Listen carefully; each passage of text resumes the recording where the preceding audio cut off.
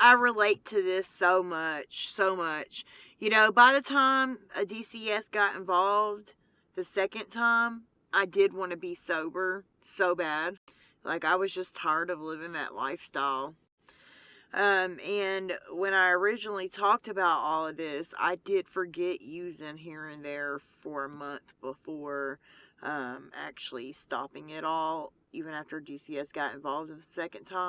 So if nobody has seen my other video I made like a year, maybe 2 years ago, I can't remember when it was, I definitely was off for a month. I guess I repressed the fact I even used throughout the month after DCS got involved.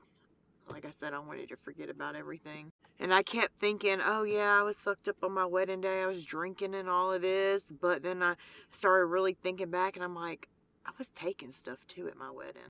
And I forgot that my husband had just went to the doctor and everything else. And they actually, after they released us from jail, they actually gave him all his meds back. So the first week they got involved, I definitely was out of it because I was just so distraught over everything and I felt like a failure. You know, I gave myself a pity party. And then after about a week, I started slowing down, doing everything. I was like, I can't keep living like this. I'm going to end up fucking around and, you know, losing my kids forever, and it's just not worth it. So after about a week, I slowed down or whatever, and then my wedding date came. And then I was tore up on my wedding day. And then after my wedding, I slowed down even more. And then I completely got off the stuff.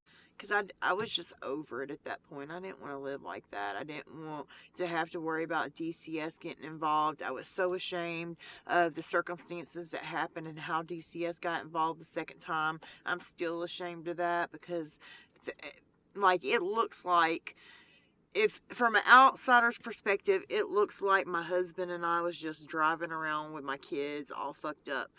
That's not how that happened, but I do understand why people would think that because I was an addict, you know?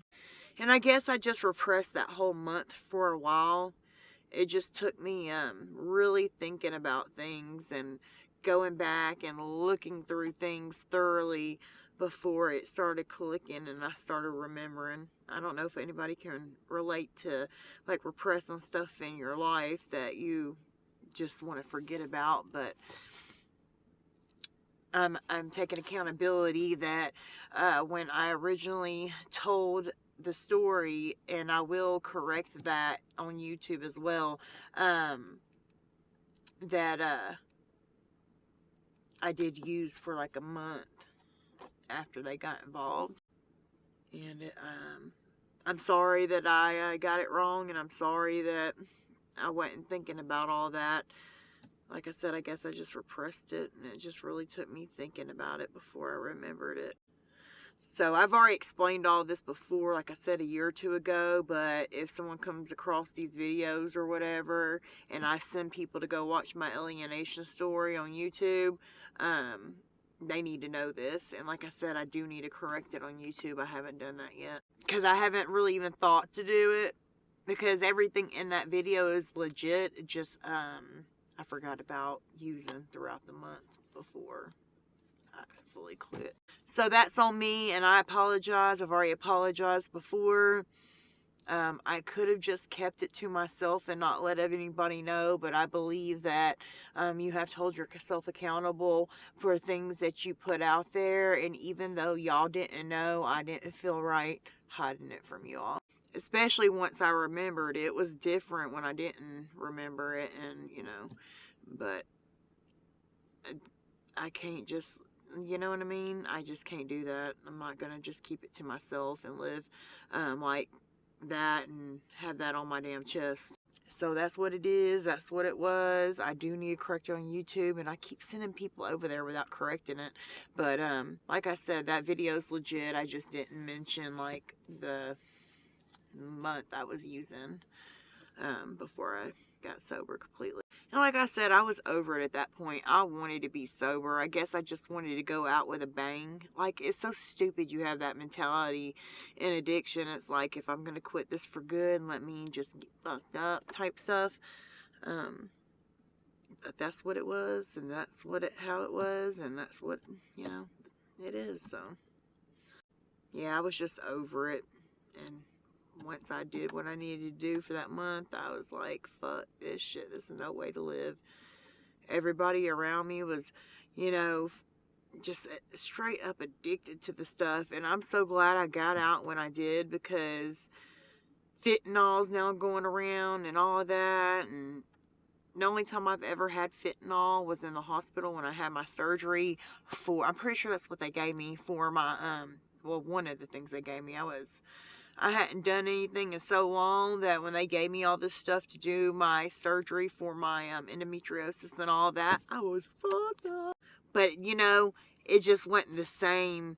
Like, back then, like, the feeling was just so different than it was when I had the surgery after years of sobriety.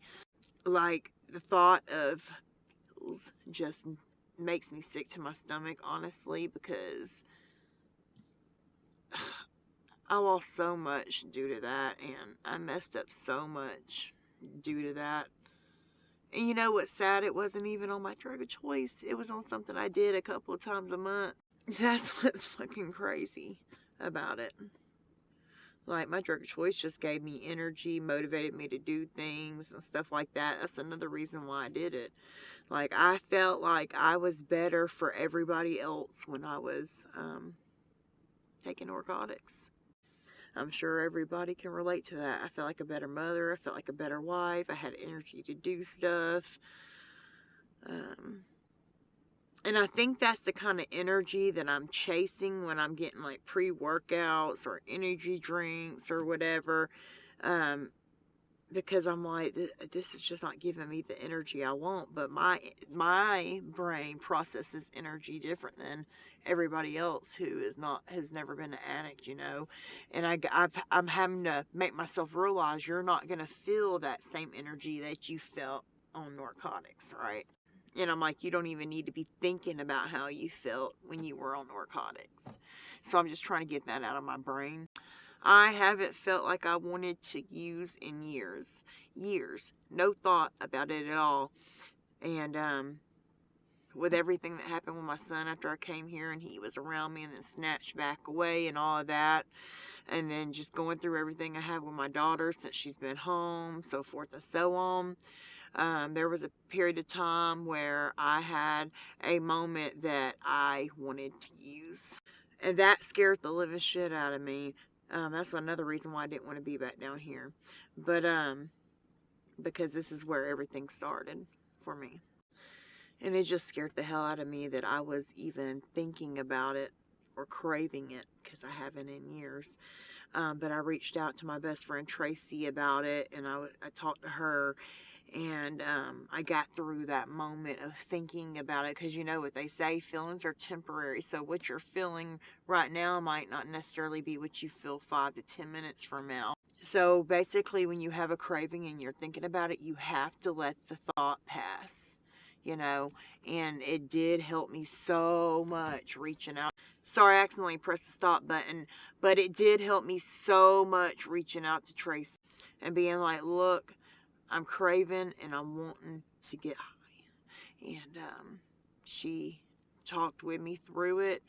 And before I knew it, that thought had passed. And I haven't had that feeling but one other time since. And at that moment, I didn't even feel like talking to nobody, but I did go online and go into a group for NA, because they have groups online. If you didn't know that, you can just Google NA groups or AA groups, and if you want to, you can join them online, and I like that a whole lot better. So that's what I did, and then that thought wasn't there long. So I'm really using my coping mechanisms if I feel that way, but it's crazy because I hadn't felt like that in years. So that just goes to show it doesn't matter how long you've been sober, clean, whatever you call it, that shit can always creep back in your mind. There's people who's been sober for 20 years that have lapsed. So never get too comfortable in your addiction, because when you get comfortable, that's when it comes to get you.